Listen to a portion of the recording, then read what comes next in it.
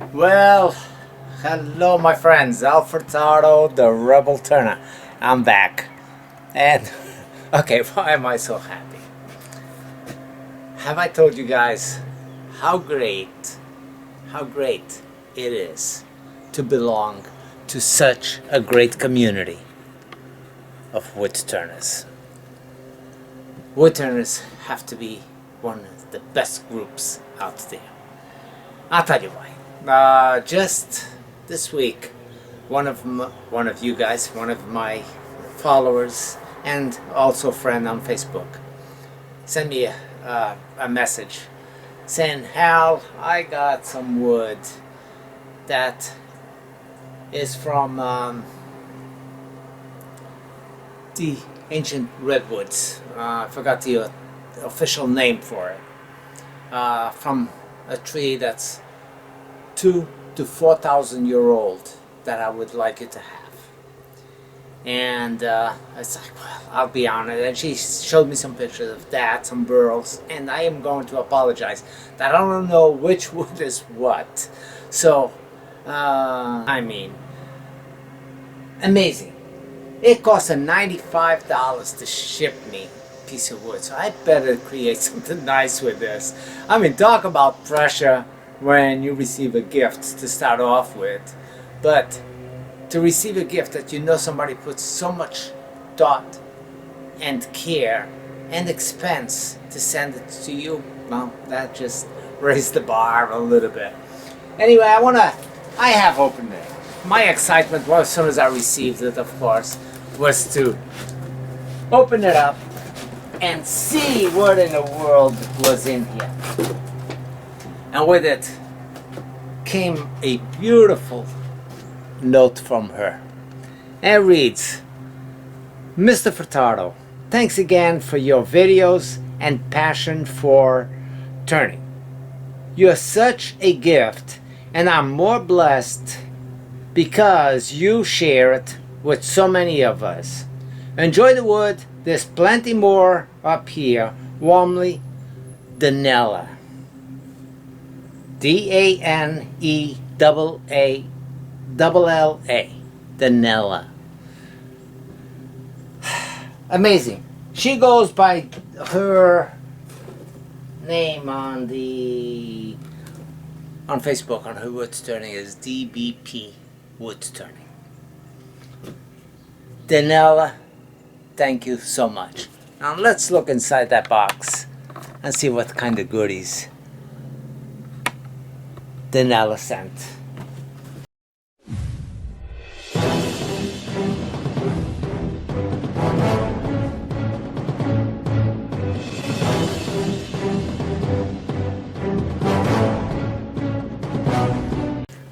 Like I said, I already know the goodies that are in here, and I was like blown away. A couple of beautiful burls. And the burls, I don't know the species of the wood other than the fact that it is beautiful. This piece, I will study it for a little bit. I have an idea what I think I want to do with it, because I want to maintain as much as possible of what's going on here and not interfere with the natural beauty that's inside of this piece. Thank you, Danella. Then comes out another beautiful markings on this wood. Awesome.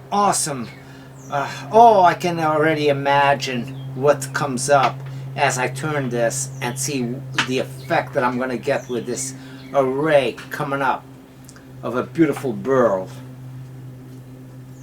I know this has fascinating colors that I am excited to get to. I'm actually excited about all of them. I am like a kid in a candy store. Then came this beautiful. I'm sure this is from that redwood. Fascinating, beautiful markings and wood grain going up through this.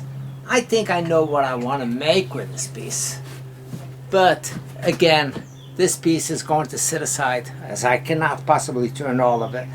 And I think that I'm going to let this be part of the character of when I turn this.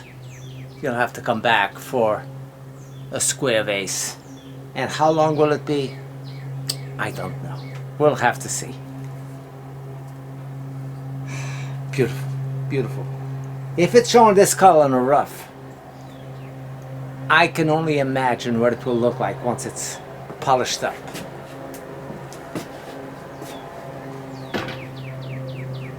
And last but not least, this thing is heavy. I mean, this thing weighs a good 12 pounds.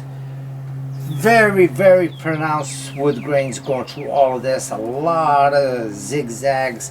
I mean, this thing is just amazing, and it's begging me to put it on the lathe, but not before I decide on what it should be as well. I do not want to waste this in any way or do something erratic and without giving it full thought as to what it is going to be. I have an idea, but I will let that develop. Just amazing. I mean, this thing's got to be, it's huge. I don't have my tape measure over here, but I'm going to say that this is at least 12 by 12 and 4 inches thick. Beautiful, beautiful piece of wood. What amazing gifts. And I will say also, so you can see this, I mean, wow.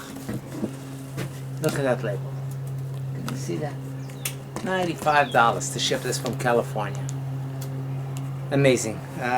Well, amazing how much it costs, but amazing with great friends. And what a great community to belong to on these Woodturners community. Thank you so much, BBP Woodturning.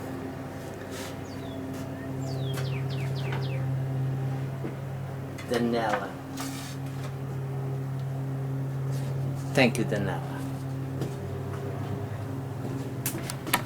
And my shop is full of wood turning right now, thanks to you. Well, it's time I decide on what I want to do for today. And for today, it's going to be this beautiful piece. Why this one? Because this one right away, I know what it's going to be, and I just want to expose the rest of the beauty that it has to offer. Seeing that this is tapered down this way, my instinct automatically is to, okay, this will be the bottom, and I will cut into this and maintain all this bark that's over here on the outside. Just clean it up and start letting this radiate upwards towards the bark, and see how that goes. So I'm going to mount it between centers this way, get it started, create a tenon over here. It will be a tenon, although I could do a mortise. The drawback of me doing a mortise, and why do I do tenons most of the time? The reason why I do tenons most of the time, it's because I place this between my spur drive and my live center, and therefore it does not allow me to remove my and create a mortise. Now on this particular piece, I could drill it over here, put it on a worm screw, but it forces me to turn it at whatever orientation I get to that worm screw. So if I'm slightly offset, or if I'm slightly seeing that I actually want it to be a little off, it doesn't work. The idea of putting this in between centers on a spur drive and the live center, it allows me to move it one way or the other based on what I see that I want to happen over here. Now, it's true that if you take the diameter from here to here, and you divide that and make that center and then do it the same way, it should work technically to the same idea, because you're going to work it off from the face that you are going to be keeping anyway. So I think that I'm going to do that with this one and not go with the in-between centers, because I want to create a mortise inside, so it's already finished and I don't have to at the end take that off, which is usually not a problem, but I reduce by doing that and taking off that tenon at the end. You're reducing the size of the piece unless it's designed, and that tenon becomes part of the base of, like a vase, for instance. So that always leaves me that option open. Let's get started. Talk too much, Al. And I know some of you, when I don't talk, actually let me know that you feel like you missed something, that I was not with it, or that you guys like my commentary. You like it when I am a little bit more vocal. So for that, I thank you. Of course, we all know that not everybody feels the same way, and not everybody wants to come to a YouTube channel and listen to me going on and on. I think it's important that I do, because it's my character, it's how I am. I like to teach more than just show what I'm doing. So therefore, I'm going to continue my channel with the 40 minutes, 45-minute videos, of course, without getting too boring. And I will still edit. If I'm doing a cut and it takes a long time on that one particular cut, there's no sense me keeping that going for 15 boring minutes or 10 minutes or whatever it is, or even if it's 5 minutes of just a bowl gouge going back and forth in the same area. It's a long time to watch. You get the idea. I show long enough to show you what that cut is doing. If I need to say something, I will slow that down and say something about it, or show you the approach in a little closer up or more detail. Then I will slow it down at that, and then I will try to fast forward that, as I always do, to still maintain the video within a reasonable time. But to keep me from talking, that's not going to happen. Enjoy. Let's get started on this. I somewhat marked more or less in the center where I think it's going to give me all of this. Once I start throwing this up and start hollowing it, this will be tapering. The way I see it is from the narrowest point, which is over here roughly. This will start tapering down, and then it will create the deeper bowl over here. And from the bottom, I will do the opposite. I will come up slightly and then flare it out, so it becomes a little bit more of a platter and not a bowl just showing off this edge, which could be done as well. But that's not what I want to do on this particular one. I want to feather this in, gradually going in into what I think will be the best possible look for this piece. Now, when I say best possible look, the best possible look is the look that's in my head. You could look at this piece and see it completely different, or go a different direction. There would be nothing wrong with it, because what you create is what you envision, not what somebody else envisioned. So that's number one. I mean, we hold the license to go in whatever direction we see fit for that particular piece. I wish there was a way that I could convey the best way for you to approach something. So all I can do is show you how I approach it. And if you like my approaches, I mean, I guess eventually you can learn to some of the reasonings why I go in the directions that I do. And that's the only way I can possibly teach you something. I've had people on Facebook sending me pictures, asking me, Al, you know, I hate to ruin this. How would you approach this piece of wood? And I'm honored. I am honored that people would want to ask me. But without feeling the piece in your hand and study it for at least a couple of minutes, you know, on what you see. Whoa, what is the beauty? What do you think you're going to be able to capture out of the wood? It's a very hard question to answer. Extremely hard to answer.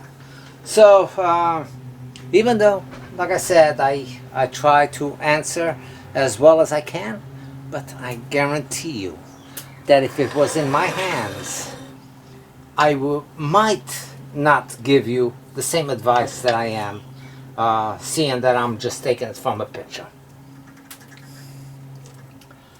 So, I'm going not to come necessarily from outside right away. I'm going to treat this going from the outside towards the middle. So this bark, because I don't know its characteristics yet. I know that it has a couple of separation, which I'll end up seeing, and I want to make sure that I maintain it. But that's the bottom. That's going to go away anyway. But I saw the same thing on the top side, so I'll make sure that I treat that. So I want to put my tool rest in a way that I can come from out here and start treating this into the shape that I think it's going to be. The shape I think it's going to be, it's going to start flaring out from, not at the very top edge, because I'm going to have to true this up and cut this down a little bit, but about 3/4 of an inch to start off with, and then I will refine it at the end to the thickness that I want. I'm going to start it off with my 5/8 Carter & Son bowl gouge. I've had a friend asking me about this and been commenting on this particular bowl gouge, and he thought maybe I switched handles, that I wasn't using the aluminum handles from Carter & Son, and that's not the case. I have the Carter & Son that I keep on the handle. I love the whole tool itself. A lot of times I am using a less expensive bowl gouge that I think is a very respectable bowl gouge as well. It's still a 5/8. The flute is a little bit wider than the Carter & Son, because this is a U flute and this is a, I don't know what you call it, it doesn't matter. But anyway, you know, this Hurricane is an inexpensive tool. And the reason why I use it, it's not because it's better than the Carter & Son. Far from it. It isn't a decent tool, so I'm not going to take that away from it. But it's because my channel, the way I am, my motto, that you don't need to invest a lot of money into your wood turning unless you have it, and I am assuming some of you do have it and it's not a problem, so I should not make a problem on my end either. But I somewhat feel guilty if I'm using this tool over that one, when I know that you can get the job done with either one. Now, will this one last longer on the cut? Is it a better cutting edge? Yeah, you know, so if you want really quality, I suggest that you go with such a great tool.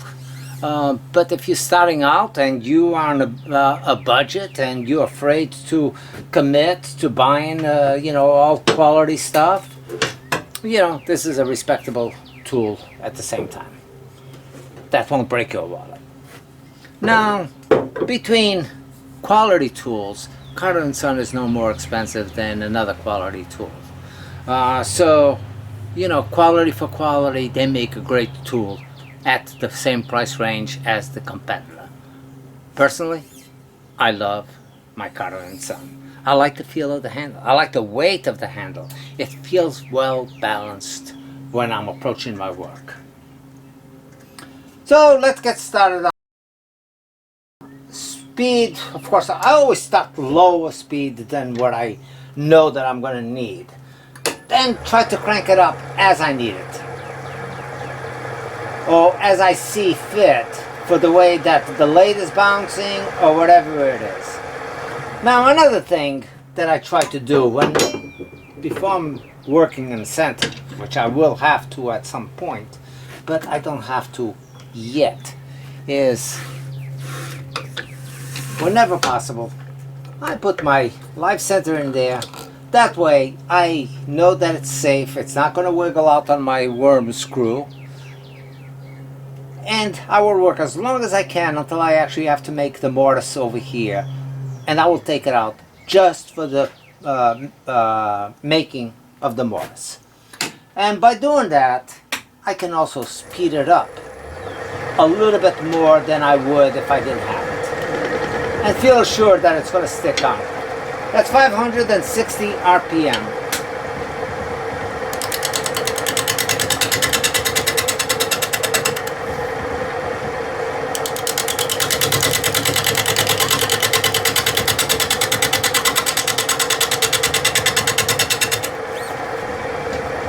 Lower when using the bowl gouge, lower your tool rest a little bit. It should be below center.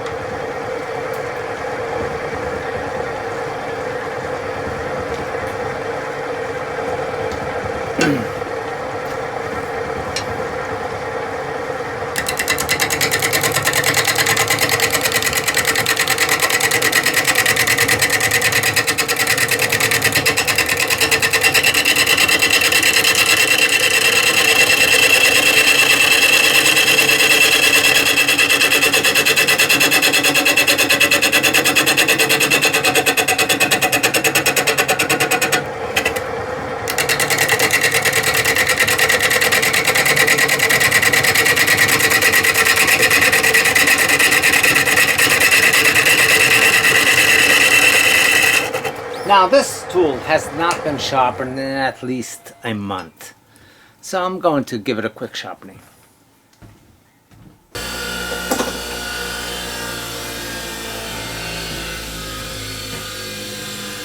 So let's try that again.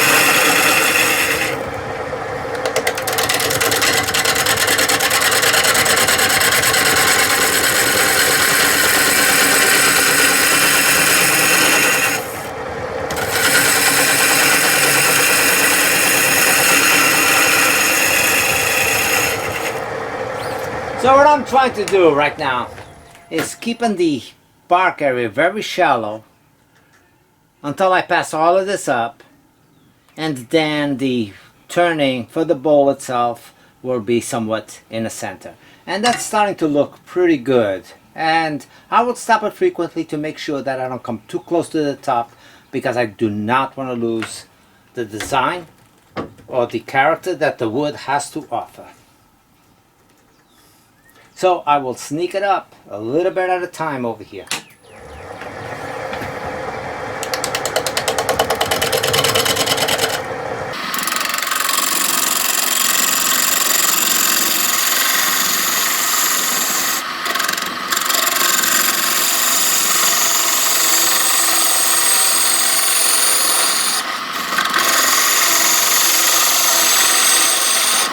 not trying to be aggressive with this because it's the wrong piece to be aggressive with. Oh my God, this thing is going to look amazing. Oh, just amazing, amazing. All the bird's eye effect that's on here. Now I do have that little bit of a check that's going through here. And it's a little bit deeper than normally I want. And this wood is green. Okay, so this is going to shrink a little bit. And I don't want it to get to a point where that's going to really split up. So I'll end up filling that up with some of its own grain. If it has a little bit of the coloring from the bark included in it, that will even look better. So a couple of more times, more passes, and I should be good. I can increase the speed to maybe 700 RPM. Yep, 700 RPM.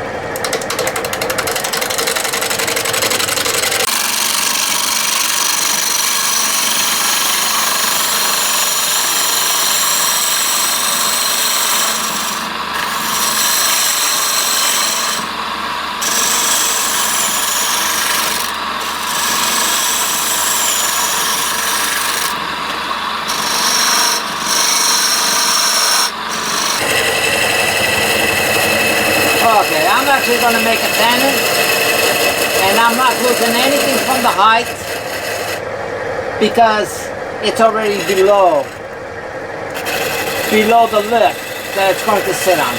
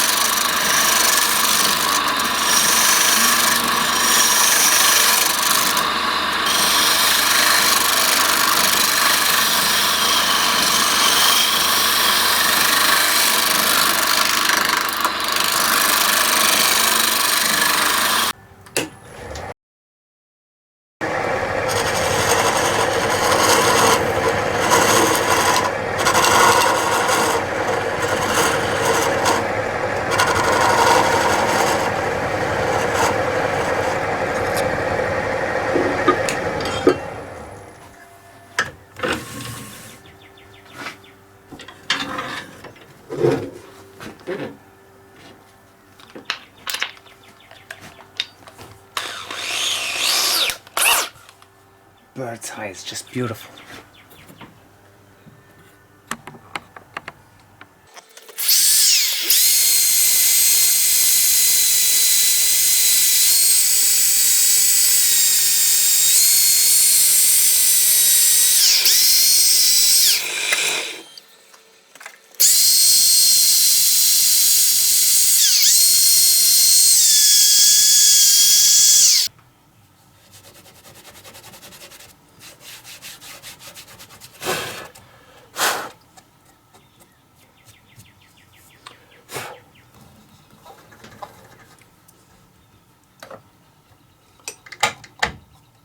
Well, with that done, sanded, got this glued in. This is going to take a little bit more sanding. I got some of these fibers that are sticking out over here where this check is. Now, one thing about this is the bark is surprisingly spongy. Very easy for it to flake off kind of under your fingers. So this bark is going to be treated with CA glue when all said and done. I don't need to do it now. I can do it at the end because you know, no need for me to waste any extra. It's will be fairly straightforward and just applying a little bit of CA on this.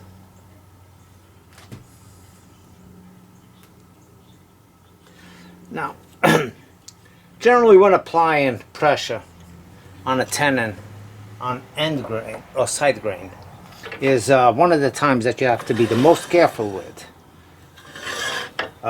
working with your pieces, because that's where it's prone for it to actually split off on you, separate. And it's not because you're doing anything wrong, It's because it's the nature of the wood. So that's when you got to take a little extra precaution on how tight you are putting your chuck. And of course, whenever you have wood that has interlaced grain, then your chances become much greater than something that has a smooth grain all the way through. Smooth grain, if it's uniformed without it being weaved and that sort of stuff, that's the ones that are most likely to split off on you. So the treatment on this is going to be pretty much the same.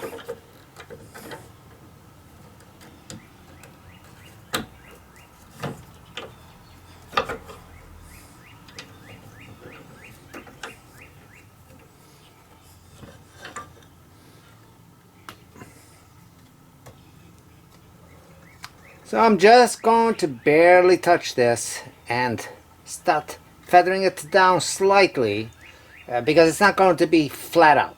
It's going to have a slight taper, then make a little separation ring in here, and then really shape the rest of the piece the way I see it fit.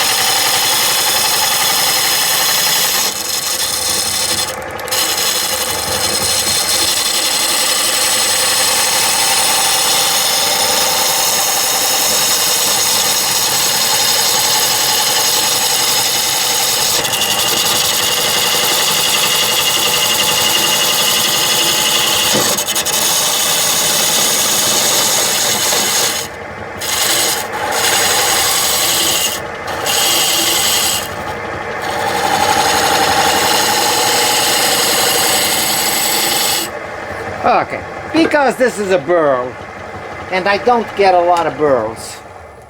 So, to take advantage and saving a little bit of this, I'm going to see if I can actually core out a small section over here. I can't go from back here because I'm going to bottom out and not be able to separate this. But I can go from here very well and separate the center core and use it for something else. A lid of some sort. So let's see. The first thing is I aim my tool in the direction that I want to intersect the center. See if that makes any sense to you. So because I'm doing this with a parting tool, number one, is I aim it where I'm coming up somewhere to the middle of that or less. I don't want to go too steep or I'm going to end up being straight line to right here. I'm going to cut through the bottom. So flatten it up as much as I can and go in that angle, and I will end up with a small blank over here. And that's all I can hope for.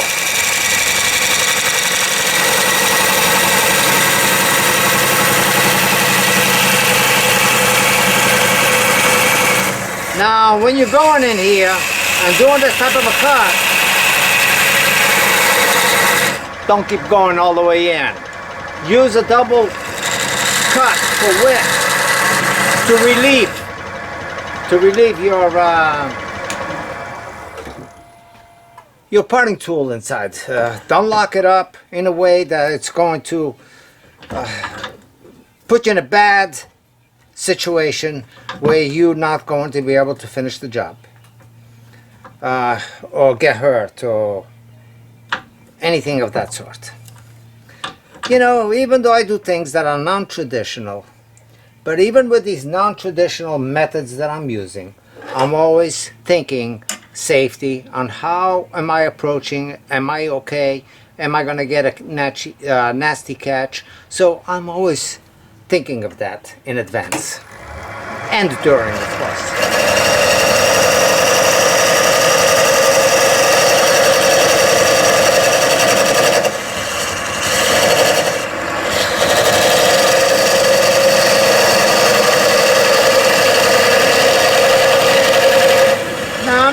To save a lot of this.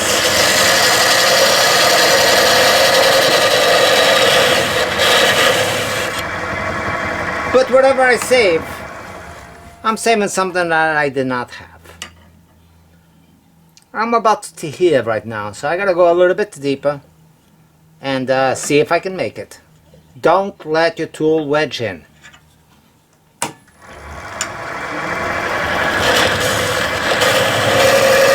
In and out.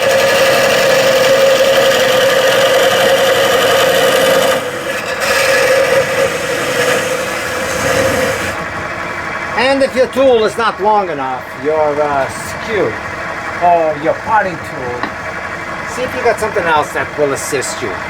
So this one is a little bit deep, it's wider, thicker, but it will hold itself a little bit better. And my hands are not going as close to the spinning wood.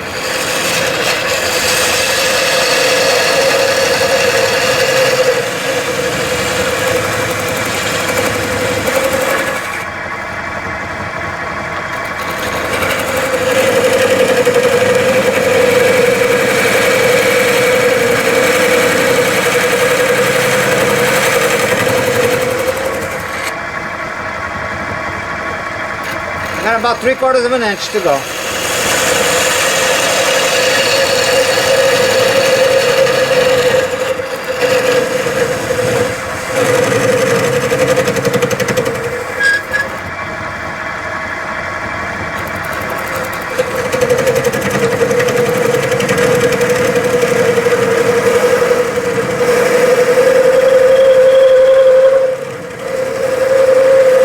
Now, if you had a coring tool, which, you know, again, I'm not one to talk about the tools that you have to have. They're nice to have. So if you're in a position to be able to have something, you know, additional tools that will assist you on that, a coring tool would have saved me from out here almost like a bowl itself. This is not a bowl in any sense of the way. This is just a little piece for a lid of some sort.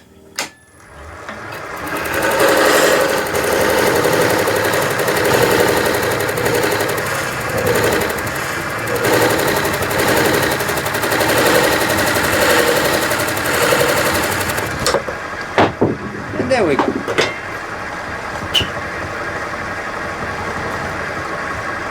So this will serve for a lid on one of my hollow vessels and will be nice contrast, and I still have the bird's eye effect on this.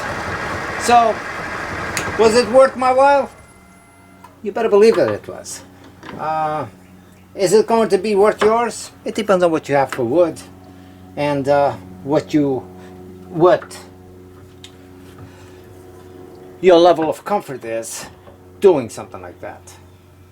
I do not advise you to do that, but the reason why I do it is because a lot of times, and with good cause, some people will say, oh my God, you wasted all of that, why didn't you core it out, why didn't you save that for another turning?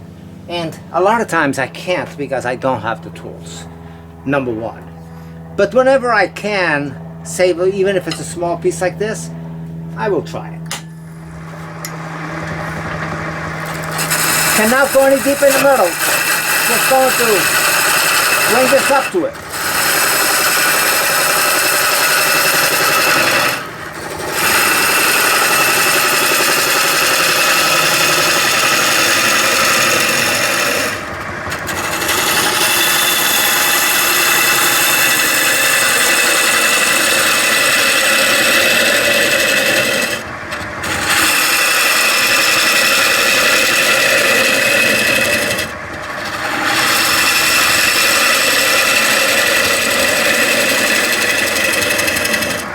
Now one thing to take into account is it would really stink if I had that extra work to save that little core and then I was to go through the bottom on this piece.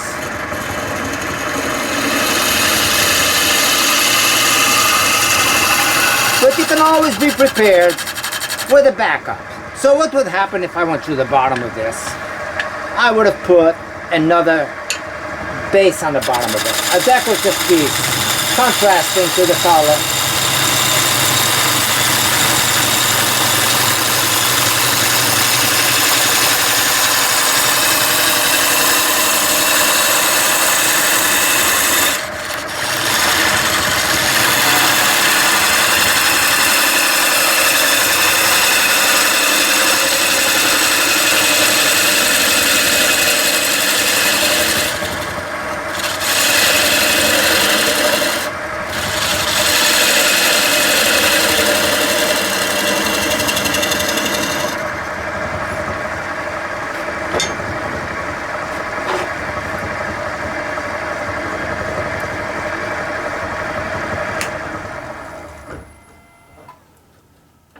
Just beautiful, beautiful bird's eye. Look at that color. I am pleased. The thickness is correct already. Cannot go any deeper on this whatsoever.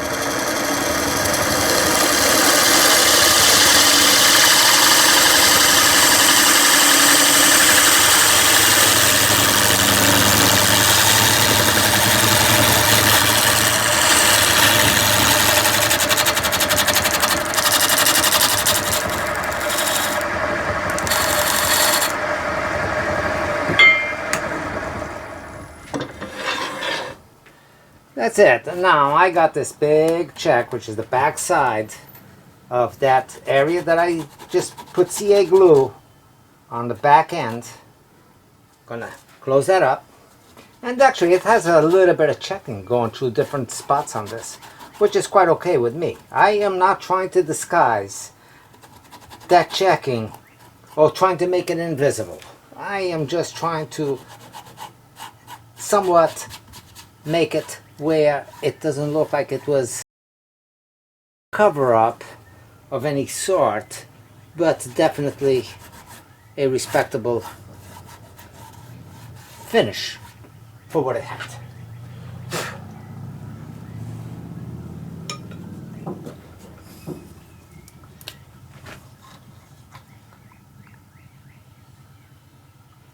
Now also, like I said, putting the CA right now will allow me to sand that area because it will stiffen up those fibers a little bit.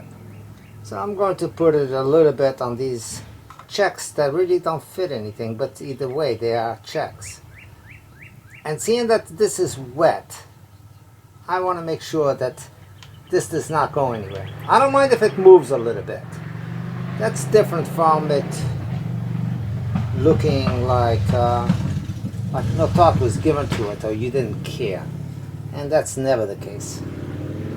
The case is always I care for the long term and the results of what I'm achieving. So I'm going to dab this spongy cork with CA all the way around. It is very, very spongy. It's not that I like using CA. Some people might think that I probably use more CA than anybody else. But even though that might be true, because I do a lot with CA. I don't do a lot with resins and epoxies and that sort of stuff. But CA glue, you know, it's I use a lot of CA glue and sawdust on my repairs, so areas that I don't particularly like the way that they're coming out if I don't do something about it. So I do a lot of that. And the difference is, well, you decide if you look at some of my videos. It's a matter of taste. Some people, you know, I mean, I do give credit and value to the CA, the pieces that I see that are done with epoxies. I mean, they're beautiful. And I have done a couple that it's like, oh my God, like that's really beautiful. But it's not to say that if it's not done in that, it would not be beautiful. It's just a different, it's a different, different type of beauty. And they're both fine. Whether if it's, you know, done with some amazing epoxy, or whether if it's done with sawdust, as long as it's within moderation, and if it, you know, and if you're if you not lucky, if you like what you've achieved, and that's really it. You know, the one person that we have to please the most is ourselves. If we're not pleased ourselves, then it's very hard to please anybody else. And when I show something that it's like it's okay, I know that it's okay, even to me. Not great, so that's why I'm saying it's okay. But I know that out of that, there will be many people who really do think that it's the greatest thing ever. So, you know, there's different tastes also. I might do something that I might think it's great, and you know, and you might look at it and it's like, oh, you know, I didn't like something about it. There's something about it that I don't particularly care for.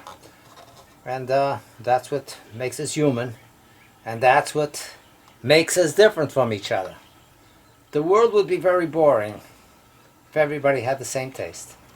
Everybody would have a blue car or a red car, whatever that would be, and everybody would have the same brand, and there would be no variation in tastes, basically. Everybody would be just content with one thing, and that would be it. Thank goodness for tastes. Now I'm going to let this dry just for a minute, and then go in here with the lid stopped, do a little bit of sanding around this edging of the bark, really clean this up, because this particular bark is got a little bit of fuzziness to it. So the fuzziness, you either have to burn it off or cut it off. On this case, I feel that I can cut it off with the sandpaper just fine, that I don't need to torch it, because I definitely don't want to lose this light color that I got going through here on this bird's eye.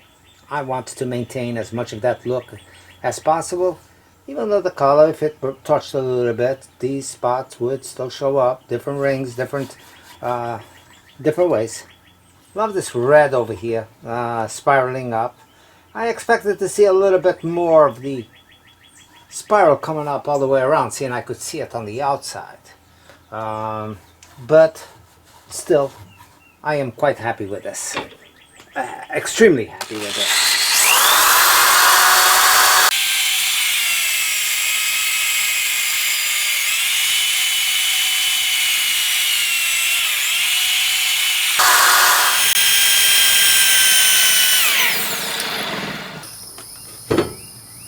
I'm going to see if I can get my tool rest back there and do a little shaving.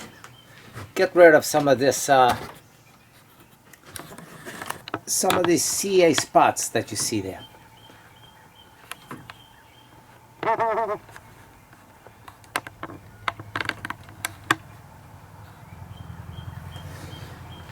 So if this tool rest does not make it, I can always do my offset.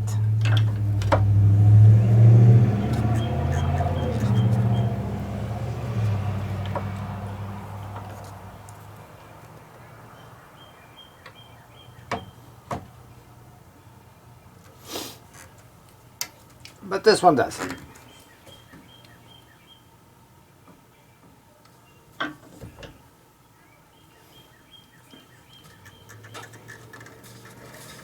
So from back here, I'm going to do a very fine scraping over here and get rid of these streaks where the CA ran down.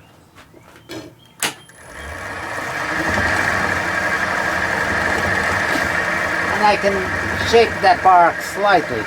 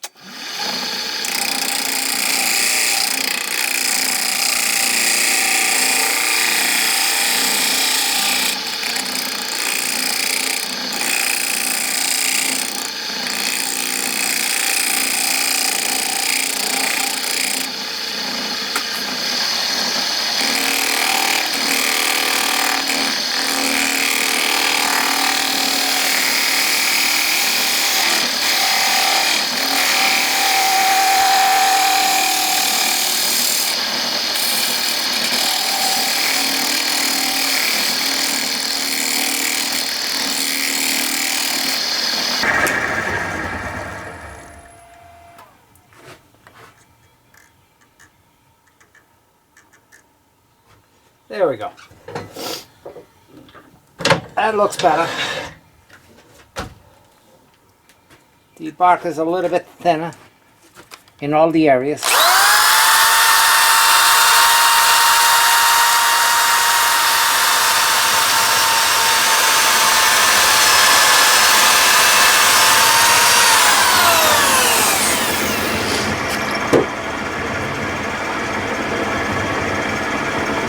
Fine steel wool.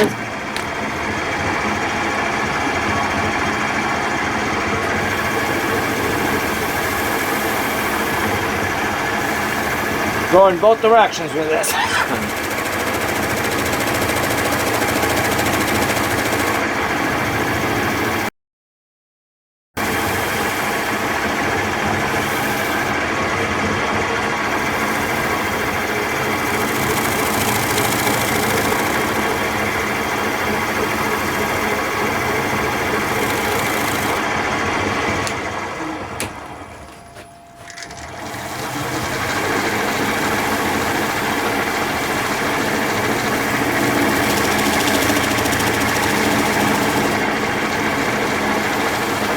Now my last turning, I decided to apply Yorkshire grit with some fine sandpaper. And a friend of mine on Facebook also commented that he went a step further. And I am thrilled to hear that people experiment and see what they can achieve with different ideas. And what he did is he went with a Scotch-Brite and applied it with that. And he said the results were amazing. So I got a Scotch-Brite here as well. It's been around for a little while. And I'm going to attempt that and see how it works out rather than a paper towel. That's the only difference, is I'm using a little Scotch-Brite pad, which is super fine. And I know that I cannot use steel wool, because the steel wool and Yorkshire grit don't get along very well.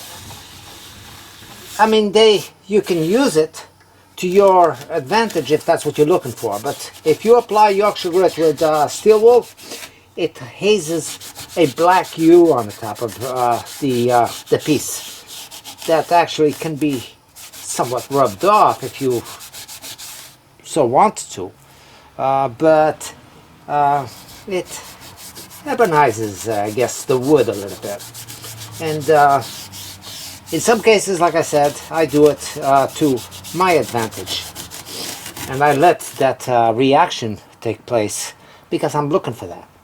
But most of the time, that's not the case. Most of the time, it's not an enhancement because it's not fully controllable. Alright, the front is good. Apply it. Rub it in with the lathe going about 500 RPM for this particular size piece. If it was something small, then I could go a little bit faster.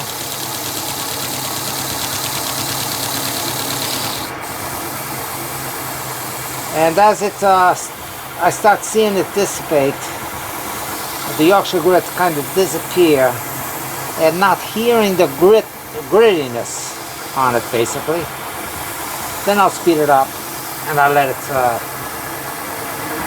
disappear kind of.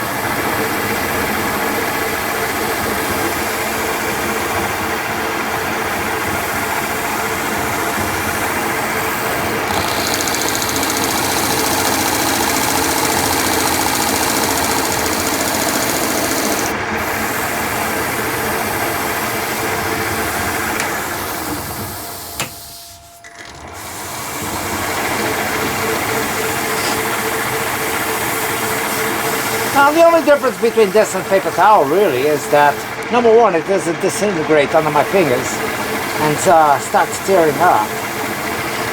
So it holds true and can apply a little bit more pressure to it.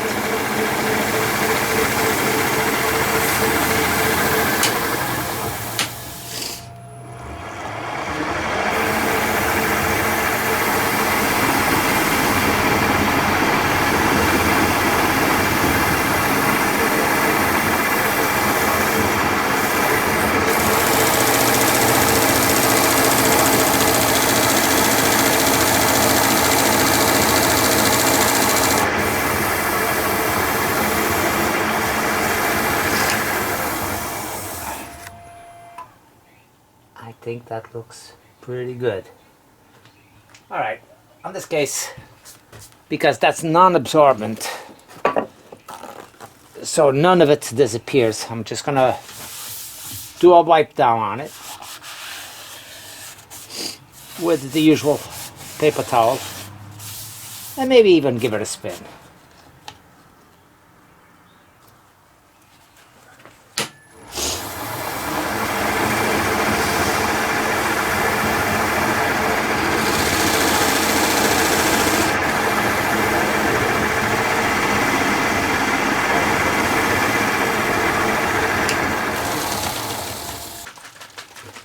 Same paper towel, OB shine juice.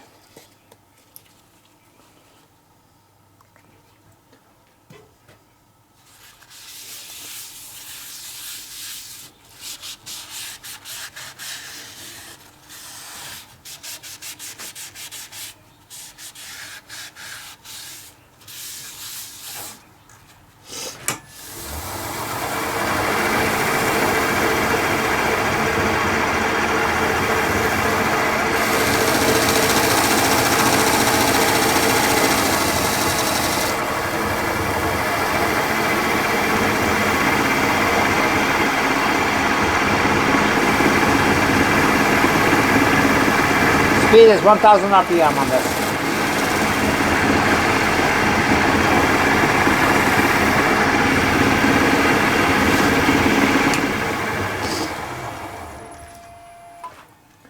And that is a beautiful finish. I don't know if you're seeing that well enough, but I got a nice smooth finish on this piece. And what's gonna happen in a couple of weeks on this? It's not going to shrink per se and distort, but there will be a noisery effect to this, because some of these little pits will kind of pucker in a little bit, and it will create all these little divots that just look phenomenal. When you look at it, you're going to swear that it looks like a pearl or an oyster, the inside of an oyster, with the colors and the shrinkage. It's just going to be beautiful, and I can't wait till it takes that natural form that it's going to take. No matter what, it's going to affect that, and I think that would affect that even if you turn this completely dry. It's the nature of a bird's eye maple, is that the eyes will always create you a little bit of shrinkage on that. So I got the same effect in the front as I do the back. It's sanded the same way. I think I passed the steel wool in the back. It's always okay for when it's stopped for you to go by hand and just make sure you get to the coverage that you are looking for. Get rid of any of the paper towel fuzzies which you will get on the built up on the bark.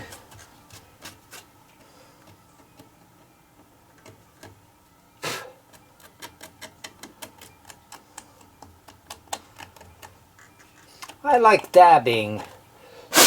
Well, in this case I've already put CA on this bark, but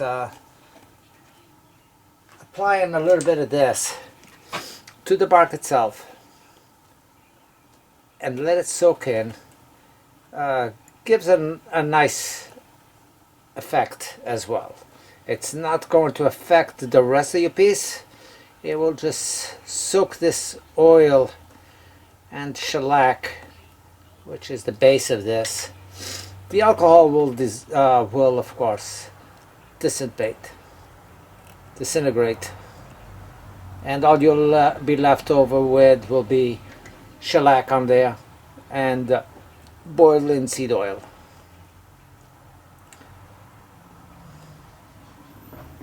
No way to rub it unless you're doing it with a power tool, and sometimes I will use the felt pad that I have and kind of beat it up just a little bit with it. But sometimes I'm not looking for any real gloss out of the bark area anyway, so I am perfectly happy with it being subdued a little bit. Literally, it's a welcoming effect, not a drawback.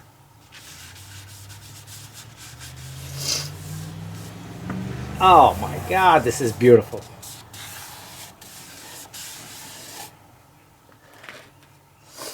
Time to take it off and give it a quick flip. Rest it on my felt pad and take off the foot, and that's all I gotta do. So this was actually a fairly quick turning.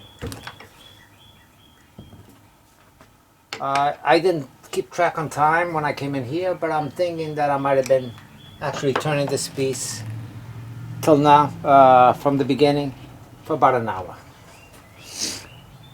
So I got the center mark. I have everything that I need to be able to go in there and finish this up.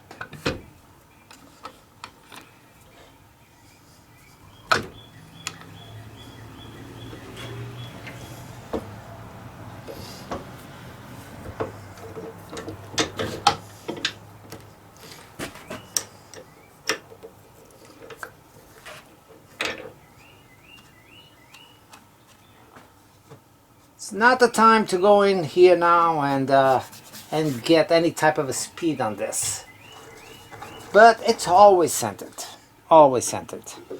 So it's time to go in there and get the rest of that, and I will use this diamond tool because it works pretty well and go close to the center, then sand up the very bottom of that.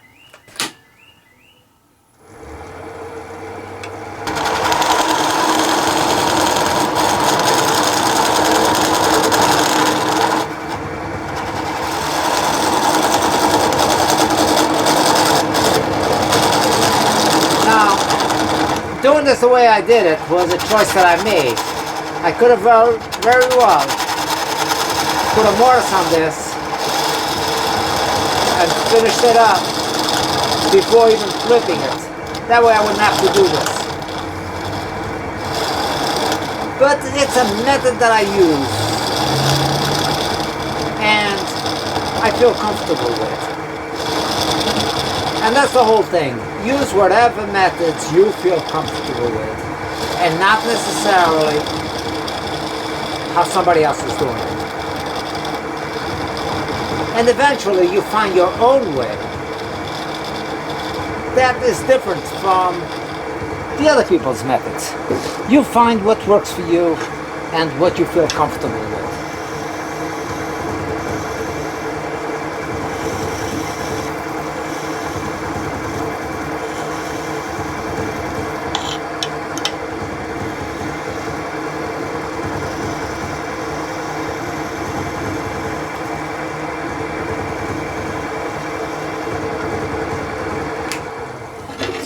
Whenever I've lost pieces at this stage has been because I was trying that last little cut.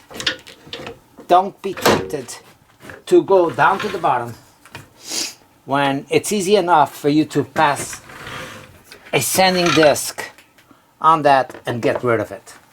I've lost, I'm not going to say hundreds of them, but I've lost about maybe 3 or 4 pieces due to my stubbornness, and it's like just one more little cut. And sometimes it's not even that cut, it's the speed that you're going a little faster, and it becomes so thin that it doesn't support itself. It goes off whack, and that's it.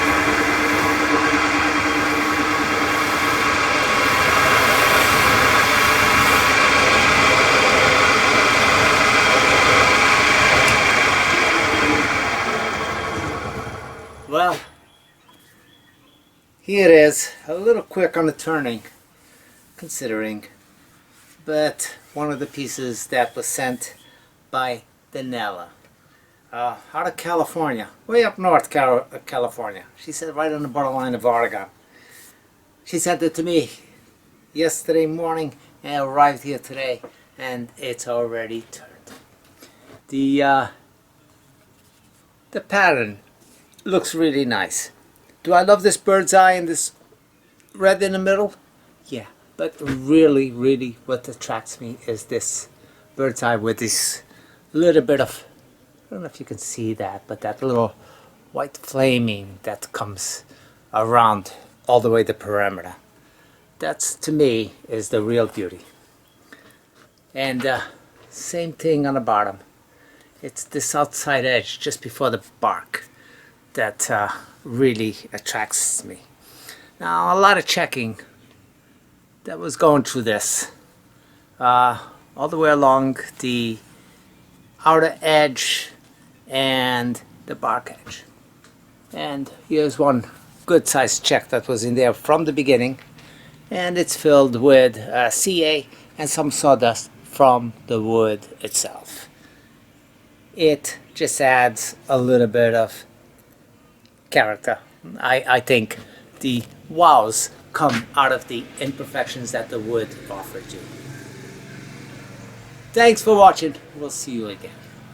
Don't forget, if you haven't subscribed, hit that subscribe button, and better yet, hit the little bell so you can be notified of upcoming videos. And as always, thank you for watching, and thank you for commenting all the wonderful comments that you guys leave me. Just amazing.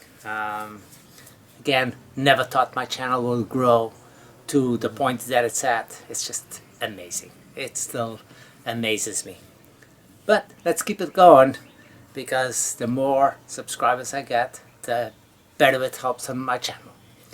It affords me to buy tools when I need to, or specialty piece of wood if I ever need to buy.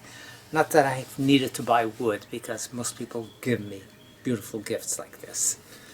So I am thankful to all of you for your support. Take care. We'll see you soon.